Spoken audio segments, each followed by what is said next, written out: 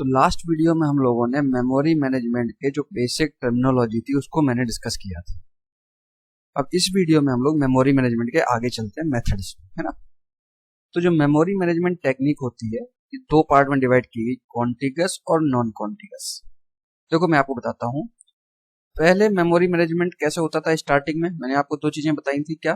एक तो बताई थी बेयर मशीन और दूसरा बताया था रेजिडेंट मॉनिटर। ये मैंने लास्ट वीडियो में डिस्कस किया था, बेयर मशीन और रेजिडेंट मॉनिटर। तो बिल्कुल बेसिक तरीके से जब मेमोरी मैनेजमेंट होता था वो तो बेयर मशीन और रेजिडेंट मॉनिटर की हेल्प से होता था। बट जब से मल्टी प्रोग्रामिंग कॉन्सेप्ट हमारा आया है तब से मेमोरी मैनेजमेंट के दो टेक्निक आ गई, एक तो कॉन्टिगस और एक नॉन कॉन्टिगस। ये दोनों मल्टी प्रोग्रामिंग के सेंस में है। कॉन्टिगस के दो टाइप होते हैं, फिक्स पार्टीशन स्कीम या वेरिएबल पार्टीशन स्कीम।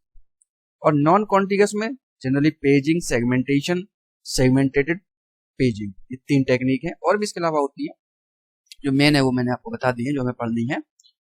अब पहले हम इनके डिटेल में जाएं, हम आपको एक कॉन्सेप्ट छोटा सा बताते हैं कि पहले डिग्री ऑफ मल्टी प्रोग्रामिंग क्या है, मल्टी प्रोग्रामिंग कॉन्सेप्ट क्या होता है ना, उसको पहले आप समझिए। देखिए हम आपको यहाँ पे समझा रहे हैं डिग्री ऑफ मल्टी प्रोग्रामिंग।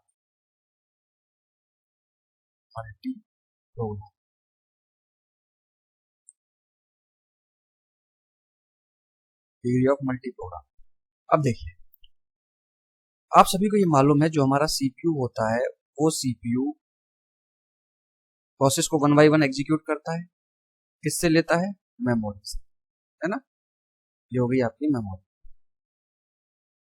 इसमें से वन बाई वन प्रोसेस को ये वन बाई वन एग्जीक्यूट करता जाता है, ठीक है ना। और मेमोरी में डेटा कहाँ से आता है? मेन मेमोरी में, जो आपकी सेकेंडरी मेमोरी होती है वहां से। सेकेंडरी, ठीक। तो प्राइमरी मेमोरी में डेटा आएगा सेकेंडरी मेमोरी से, और सीपीयू जो डेटा प्रोसेस लेगा एग्जीक्यूशन के लिए वो मेमोरी से लेगा, है ना। तो जनरली हम ये कहते हैं कि मेमोरी में ज्यादा से ज्यादा प्रोसेस रखो। अब देखो कैसे। फॉर एग्जाम्पल हमारे पास जो रैम है उसका साइज दिया गया है 4 MB, ठीक। और हमारे पास प्रोसेस आ रही है उसका भी साइज है कितना? 4 MB। ध्यान से समझिएगा इस कॉन्सेप्ट। तो 4 MB और 4 MB पे जब आपकी प्रोसेस ये एग्जीक्यूट होगी तो नंबर ऑफ प्रोसेस कितनी आएंगी? नंबर ऑफ प्रोसेस कितना आएगा? 1/4/4, तो एक प्रोसेस हमारी आ जाएगी। अब सीपीयू में जब प्रोसेस एग्जीक्यूट होती है तो प्रोसेस दो काम करती है। क्या? या तो सीपीयू में एग्जीक्यूट होती है या वो किसी इनपुट आउटपुट ऑपरेशन के लिए वेट करती है। दो काम ही होते हैं प्रोसेस के, या तो वो सीपीयू में एग्जीक्यूट होगी या इनपुट आउटपुट ऑपरेशन परफॉर्म करेगी। अब सपोज करो कोई जो ये हमारी एक प्रोसेस है, अगर ये के टाइम तक इनपुट आउटपुट ऑपरेशन परफॉर्म करती है तो सीपीयू को कितनी देर तक एग्जीक्यूशन होगा? टोटल टाइम अगर 1 है तो कितना हो जाएगा? 1 माइनस के टाइम तक ये सीपीयू पे एग्जीक्यूट होएगी। क्लियर बात? अब सपोज ये जो के टाइम तक हमारा इनपुट आउटपुट ऑपरेशन परफॉर्म कर रहा है, सपोज करो ये 60% हमारा 60% टाइम तक इनपुट आउटपुट ऑपरेशन परफॉर्म करता है, तो सीपीयू यूटिलाइजेशन कितनी देर तक करेगा? 40%। सीपीयू का यूटिलाइजेशन कितना हो जाएगा? 1 माइनस 60 कितना हो जाएगा? 40% सीपीयू यूटिलाइजेशन मिलेगा। जाहिर सी बात है जब कोई भी process input output operation perform करती है उस टाइम पर सीपीयू उसको एग्जीक्यूट नहीं करता है, ठीक। बिल्कुल सिंपल सी थ्योरी है कि अगर रैम हमारी 4 MB की है और 4 MB प्रोसेस साइज है तो नंबर ऑफ प्रोसेस कितनी होंगी? 1। तो अगर के टाइम तक कोई input output operation process perform करती है तो सीपीयू यूटिलाइजेशन कितना होगा? 1 माइनस के। हमने अज्यूम किया कि अगर के 60% है तो सीपीयू यूटिलाइजेशन कितना होगा? 40% तक। अब देखिए इसके आगे हमने क्या किया, रैम बढ़ा के कर दी, जो हमारी रैम थी उसका साइज मैंने कर दिया 8 है, करेक्ट। और प्रोसेस का साइज वही रखा जो हमारा पहले था, कितना? 4 है। अब नंबर ऑफ प्रोसेस कितनी हो जाएंगी? नंबर ऑफ प्रोसेस हमारी आ जाएंगी 8/4 इक्वल टू कितनी? 2 प्रोसेस हो जाएंगी। जाहिर सी बात है। तो अब देखना जरा ध्यान से, एक चीज यहां समझने वाली है, अगर आपकी दो प्रोसेस हैं, दो प्रोसेस दोनों इनपुट आउटपुट के लिए वेट कर रही है, तो कितनी प्रोबेबिलिटी होगी इनपुट आउटपुट ऑपरेशंस के लिए, मतलब दो प्रोसेस है तो के स्क्वायर, इनपुट आउटपुट ऑपरेशंस की प्रोबेबिलिटी कितनी होगी के स्क्वायर। भाई यहाँ तो एक प्रोसेस थी तो के हो गया, यहाँ दो प्रोसेस थी तो कितना वैल्यू हो गई के स्क्वायर। तो के स्क्वायर क्यों आया, क्योंकि दोनों प्रोसेस पैरेलली हमारी इनपुट आउटपुट ऑपरेशन के लिए वेट कर रही है। तो आप लोगों ने प्रोबेबिलिटी में पढ़ा है कि जब दोनों चीजें पैरेलली चलती है तो उनका हम लोग क्या करते हैं मल्टीप्लाई, है ना। तो अब सीपीयू यूटिलाइजेशन कितना हो जाएगा 1 माइनस के स्क्वायर, जो सीपीयू यूटिलाइजेशन होगा 1 माइनस के स्क्वायर। तो अब आप सीधा सीधा यहाँ पर के आपका कितना आ रहा था 60% था ना, तो जरा यहाँ पर रखिए 1 माइनस, अगर मैं रख देता हूँ यहाँ पे 0.6 का स्क्वायर तो ये कितना हो जाएगा 0.36, है ना। तो ये आ जाएगा इक्वल टू 0.64। अगर मैं परसेंटेज टर्म लिखूं तो कितना हो गया 64%। तो यहाँ पे सीपीयू यूटिलाइजेशन कितना था 40% और यहाँ पे कितना था आपका सीपीयू यूटिलाइजेशन 64%, ठीक है ना। अभी आप एक एग्जांपल और देखिए। अब मैंने क्या किया, रैम बढ़ा के कर दी हमने 16 एम, हमने रैम साइज बढ़ा दिया कितना 16 एम और प्रोसेस का साइज कितना रहा 4 एम। अब हमारी नंबर ऑफ प्रोसेस कितनी हो जाएंगी 16/4, number of process will be 4। तो अब इनपुट आउटपुट ऑपरेशंस की प्रोबेबिलिटी क्या हो जाएगी k टू दी पावर 4 और सीपीयू यूटिलाइजेशन की प्रोबेबिलिटी कितनी हो जाएगी 1 minus k to the power 4, 1 minus k to the power 4। अब जरा इसकी वैल्यू निकालिए 1 पॉइंट, जो हमारा इनपुट आउटपुट ऑपरेशन कितना था 60% था ना, तो k की वैल्यू 0.6 है तो 0.6 टू दी पावर 4, तो ये कितना हो जाएगा इक्वल टू 1 माइनस 0.1296 शायद आएगा, है ना 1296। तो हम ये कह सकते हैं अप्रोक्सीमेशन भी आ जाएगा हमारा 87%, है ना 0.87 अप्रोक्सीमेशन में अगर हम निकालें तो, ठीक है ना 0.87 तो 87%। तो अब आपने ये देखा कि जब हमारे पास नंबर ऑफ प्रोसेस एक थी तो सीपीयू यूटिलाइजेशन कितना था 40%, जब दो प्रोसेस हुई तो 64% और जब चार प्रोसेस हो गई तो 87%। तो हमने देखा कि हमारा सीपीयू यूटिलाइजेशन बढ़ता जा रहा है। हम चाहते भी यही है कि सीपीयू यूटिलाइजेशन ज्यादा से ज्यादा हो। तो सीधी सी बात है कि जब आप सीपीयू यूटिलाइजेशन को इंक्रीज करेंगे तो सीपीयू यूटिलाइजेशन को इंक्रीज करने के लिए आपको नंबर ऑफ प्रोसेस बढ़ानी पड़ेगी इसमें मेमोरी के अंदर, और नंबर ऑफ प्रोसेस बढ़ाने के लिए आपको क्या करना होगा रैम की साइज बढ़ानी, ठीक। तो that is called degree of multi programming, कि जितनी आप नंबर ऑफ प्रोसेस बढ़ाते जाएंगे आपका सीपीयू यूटिलाइजेशन बढ़ता जाएगा और नंबर ऑफ प्रोसेस बढ़ाने के लिए मुझे रैम की साइज इंक्रीज करनी पड़ेगी, ठीक।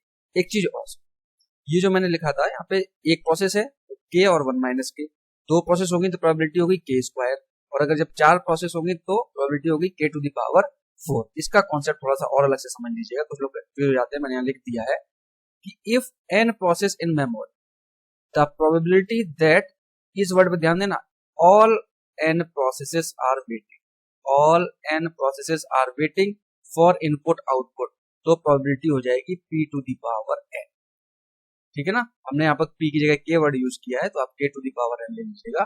तो सीपीयू यूटिलाइजेशन कितना हो जाएगा 1 minus p to the power n या 1 minus k to the power n, वही चीज मैंने यहाँ पर एक्सप्लेन। तो ये हुई हमारी डिग्री ऑफ मल्टी प्रोग्रामिंग। अब वापस आते हैं अपने कॉन्सेप्ट पे। तो मेमोरी मैनेजमेंट में जब मल्टी प्रोग्रामिंग कॉन्सेप्ट आया उस टाइम पे दो पार्ट में हमारा मेमोरी मैनेजमेंट हुआ, दो कैटेगरी में, कॉन्टिगस और नॉन कॉन्टिगस। कॉन्टिगस में ये दोनों और नॉन कॉन्टिगस में ये तीन। अब हम डिस्कस करते हैं कॉन्टिगस। तो पहले आपको कॉन्टिगस और नॉन कॉन्टिगस में डिफरेंस बताते हैं। कॉन्टिगस का मतलब कॉन्टिन्यूअस, नॉन कॉन्टिगस का मतलब non continuous. When a process request a memory, a single contiguous section of memory block is allotted depending on its requirement। मतलब सिंगल कॉन्टिन्यूअस सेक्शन, कॉन्टिन्यूअस कह लीजिएगा या कॉन्टिगस कह लीजिएगा, बात एक ही। नॉन कॉन्टिगस मेमोरी एलोकेशन क्या कहता है, it allows a process to obtain multiple memory blocks in various locations in memory based on in requirement. अब देखो ये तो ही डेफिनेशन वाली बात, अब आपको सीधा मैं समझाता हूं एग्जाम्पल से। सपोज करो ये प्रोसेस है हमारी, एक प्रोसेस है P1, ठीक, इसका साइज है 8 MB। दूसरी प्रोसेस मैंने ली P2, इसका साइज है 4 MB। और एक प्रोसेस है हमारी P3, इसका साइज है सपोज करो 10 MB। तीन प्रोसेस है। अगर कॉन्टिगस एलोकेशन होगा, आप डेफिनेशन देखते जाइएगा, अगर कॉन्टिगस एलोकेशन होगा तो single contiguous section of a memory block, मतलब P1 को एक सिंगल ब्लॉक दे दिया जाएगा। ये सपोज करो हमारा मेमोरी का पार्टीशन है, तो हमने क्या किया, P1 को एक ब्लॉक दे दिया, फिर P2 को एक ब्लॉक दे दिया, फिर P3 को एक ब्लॉक दे दिया, ठीक।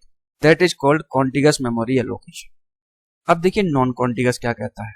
नॉन कॉन्टिगस ये कहता है कि मल्टीपल मेमोरी ब्लॉक्स, सपोज करो P1 8 MB की थी, ठीक, तो हमने क्या किया, P1 को 4 MB स्पेस यहां पर दे दिया और P1 को 4 MB स्पेस यहां पर दे दिया, दो जगह ब्रेक करके, एक P1 यहां आ गई और एक P1 यहां पर आ गई, तो ये हो गया हमारा नॉन कॉन्टिगस मेमोरी ब्लॉक। बात समझ में आ गई? मतलब सिंगल कॉन्टिगस मेमोरी एलोकेशन में क्या है कि एक पार्ट में एक पोर्शन जो है पूरा का पूरा ये एक प्रोसेस को दिया जाएगा। सिंगल कॉन्टिन्यूअस एलोकेशन, आप डेफिनेशन में साथ साथ देखते चलिए, a single continuous section. Non continuous memory allocation क्या कहता है, मल्टीपल मेमोरी ब्लॉक्स। P1 को आपने दो ब्लॉक दे दिए, एक ये 4 MB का और एक ये 4 MB का, तो ये हो गया नॉन कॉन्टिन्यूअस मेमोरी एलोकेशन। तो ये मैंने इन शॉर्ट आपको डिफरेंस बता दिया, what is the difference between continuous memory allocation और नॉन कॉन्टिन्यूअस मेमोरी एलोकेशन की ये होता क्या है। अब चलते हैं आगे। अब हमारे पास कॉन्टिगस पे हम आ जाते हैं अपने टॉपिक पे। कॉन्टिगस में पहली जो हमारी पार्टीशन है that is called fixed partition, इसी का नाम है स्टैटिक पार्टीशन। फिक्स्ड पार्टीशनिंग क्या कहती है, divide memory into several fixed size partitions at system boot time. System boot time पे आप फिक्स्ड साइज के पार्टीशन बना लीजिएगा। दूसरी बात, ईच पार्टीशन में कंटेन एग्जैक्टली वन प्रोसेस, एक पार्टीशन में एक ही प्रोसेस जाएगी, ठीक। अब देखो इसका फिगर से मतलब क्या है। ये हमारे पास मैंने प्रोसेस ब्लॉक बना रखा है, ये हमारी मेमोरी है, ठीक है। इस मेमोरी में क्या है, सपोज करो पहला ब्लॉक तो फिक्स कर लिया ऑपरेटिंग सिस्टम में, फर्स्ट ब्लॉक हमेशा फिक्स रहेगा किसके लिए, ऑपरेटिंग सिस्टम के लिए। अब हमने क्या किया, 8 MB 8 MB 8 MB और 8 MB 8 MB के हमने 4 ब्लॉक बना दिए, चार पार्ट में पार्टीशन कर दिया, किसका, मेमोरी का, एट सिस्टम बूट टाइम। तो फिक्स्ड साइज पार्टीशनिंग यही कहती है, फिक्स्ड साइज पार्टीशनिंग क्या कहती है, divide memory into several fixed size partition. तो हमने क्या किया, मेमोरी का फिक्स्ड साइज पार्टीशन बना दिया, 8 MB 8 MB 8 MB और 8 MB, ठीक। अब सपोज करो कोई एक प्रोसेस हमारे पास आती है P1 जिसका साइज है 7 MB, फिर दूसरी प्रोसेस आती है जिसका साइज है 6 MB। तो हमने क्या किया, P1 प्रोसेस आई पहले, तो हमने P1 को ये ब्लॉक दे दिया भाई, और इसको दे दिया कितना, 7 MB स्पेस हमने दे दिया, और बचा कितना, 1 MB, वो पड़ा कितना, कैसा, वेस्ट, 7 MB इसको दे दिया। अब P2 प्रोसेस आई 6 MB की, तो हमने दूसरे पार्टीशन पे कितना P2 को दे दिया, कितना, 6 MB, और यहां बचा कितना, 2 MB, ये 2 MB इसमें बचा रहा। तो इस तरीके से फिक्स्ड पार्टीशन ये कहती है कि एट सिस्टम बूट टाइम आप फिक्स्ड साइज के पार्टीशन बना लीजिएगा, और जो प्रोसेस आती जाए उसको कॉन्टिन्यूअस फॉर्म में एलोकेट करते जाइएगा। एक ब्लॉक में एक ही प्रोसेस रहेगी, दो प्रोसेस नहीं हो सकती, करेक्ट। अब देखो इसमें मैं आपको थोड़ा सा एक बात और बताऊंगा। कुछ जगह मैंने देखा है, कुछ वेबसाइट पे लोग लिखते हैं कि नंबर ऑफ पार्टीशन फिक्स है, ध्यान से समझिएगा इस बात को, कि नंबर ऑफ पार्टीशन जो है वो फिक्स है, बट जो ये हम साइज बता रहे हैं ना, ये साइज फिक्स भी हो सकती है और वेरिएबल भी हो सकती है, ये वेरी भी कर सकती है। मतलब इनके कहने का मतलब है, अगर ये 4 पार्टीशन बने हैं तो नंबर ऑफ पार्टीशन तो फिक्स है कि 4 ही बनेंगे या 5 बनेंगे, बट साइज जो है ये फिक्स भी हो सकती है और साइज वेरी भी हो सकती है कि एक 2 MB का पार्टीशन हो गया, एक 4 MB का हो गया, एक 6 MB का हो गया, या एक 8 MB का हो गया, राइट। अब मैं यहां पर ये नहीं कहता कि ये चीज गलत है या सही है, मैं सिर्फ यहां पे आपको एक ही बात बताऊंगा कि ऑपरेटिंग सिस्टम की जब हम बात करते हैं तो मैं गैल्विन बुक को फॉलो करता हूं, और गैल्विन बुक यही कहती है कि फिक्स्ड साइज पार्टीशन ही बने। गैल्विन में मैंने देखा कहीं पर भी ये बात नहीं लिखी है कि साइज जो है, ये जो साइज है वो फिक्स हो या वेरी हो सकती है। ये वेरिएबल साइज वाला कॉन्सेप्ट गैल्विन ने कहीं पर भी जिक्र में नहीं लाया। तो आप अपने अकॉर्डिंग देख लीजिएगा व्हाट टू डू। मैंने आपको बता दिया कि कुछ जगह आपको ये चीज भी लिखी हुई मिलेगी। ठीक, तो मैं गैल्विन को फॉलो कर रहा हूं, इसलिए गैल्विन का ही कॉन्सेप्ट आपको बता रहा हूं कि ऑपरेटिंग सिस्टम का स्पेस सबसे पहले फिक्स होगा, देन फिक्स्ड साइज पार्टीशनिंग ये कहती है कि जो भी आप पार्टीशनिंग बनाएंगे वो सिस्टम बूट टाइम पर फिक्स्ड साइज के पार्टीशन बनेंगे। तो इसलिए मैंने 8 MB के फिक्स्ड साइज के 4 पार्टीशन बनाए, और जो प्रोसेस आई उस प्रोसेस को मैंने यहाँ पर एलोकेशन के लिए दे दिया कि P1 आया तो 7 MB दे दिया, बाकी 1 MB ब्लैंक बचा रहा, इसको 6 MB दे दिया तो बाकी 2 MB हमारा ब्लैंक बना रहा। इसी तरीके से हम एलोकेट करते जाएंगे और एक ब्लॉक में एक ही प्रोसेस आएगी। अब आपको दोनों पॉइंट क्लियरली समझ में आ गए होंगे कि several fix size partition at system boot time और ईच पार्टीशन में contain exactly one process.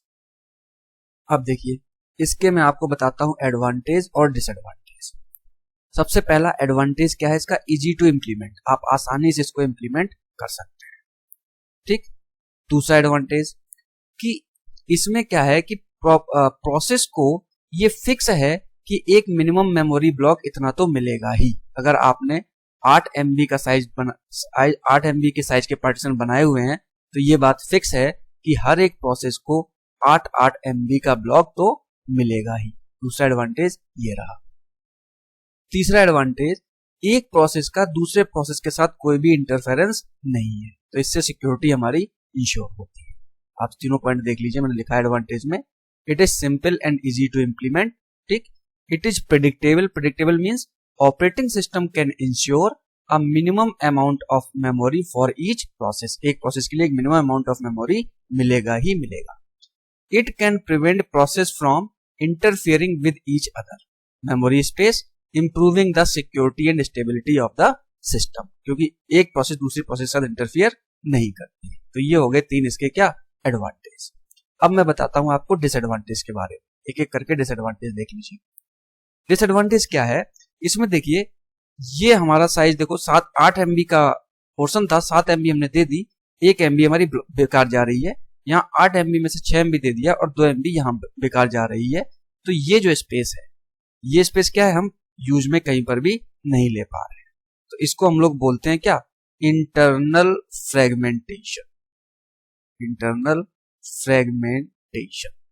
Fragmentation का मतलब जो ये इंटरनल स्पेस है हमारा वो वेस्ट जा रहा है। दूसरा देखिए, प्रोसेस साइज वो लिमिटेड रहेगा, जो प्रोसेस का साइज है वो लिमिटेड रहेगा। फॉर एग्जांपल, आपके पास कोई प्रोसेस आ जाती है जिस प्रोसेस का साइज है 10 MB, तो उसको आप अलॉट नहीं कर पाओगे। आपको क्या है कि जो आपने जिस साइज का पार्टीशन किया है, प्रोसेस साइज जो है वो इससे कम ही रहनी चाहिए। 8 MB की हो या 8 MB से कम की प्रोसेस होगी तभी तो आप अलॉट कर पाओगे। तो प्रोसेस साइज जो है वो लिमिटेड रहती है, आपको लिमिट यही सेट करनी है। ठीक, दूसरा डिसएडवांटेज ये। तीसरा एडवांटेज देखिए, तीसरा डिसएडवांटेज है limit of degree of multi programming. Degree of multi programming जो मैंने अभी आपको बताया, शॉर्ट में लिख देता हूं मैं, मल्टी प्रोग्रामिंग, इसकी लिमिट रहेगी। क्यों, आप देखो ना, 8 MB के अगर आपने 4 ब्लॉक बनाए हैं तो आप कितनी प्रोसेस ले आ पाएंगे इस पोर्शन में, 4 ही प्रोसेस ले आ पाएंगे।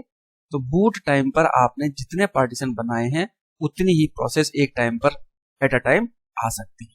तो डिग्री ऑफ मल्टी प्रोग्रामिंग जो है वो आपकी लिमिटेड हो जाएगी, किस पे, जितने आपने ब्लॉक बनाए। चौथा देखिए, आपके पास सपोज करो कोई एक प्रोसेस आती है 10 MB की, मैं इसी एग्जांपल को लेता हूं, 10 MB की प्रोसेस आपके पास आती है। अब आपके पास क्या है कि स्पेस तो पड़ा हुआ है, 8 MB यहां पड़ा हुआ है, 8 MB यहां पड़ा हुआ है, या ऐसे समझिए कि 2 MB यहां पर पड़ा हुआ है, या एक काम और करते हैं, हम P3 एक प्रोसेस और लेते हैं जो हमारी अगेन 7 MB की है, ठीक है, और P4 एक प्रोसेस आती है जिसकी साइज हम ले लेते हैं 8 MB।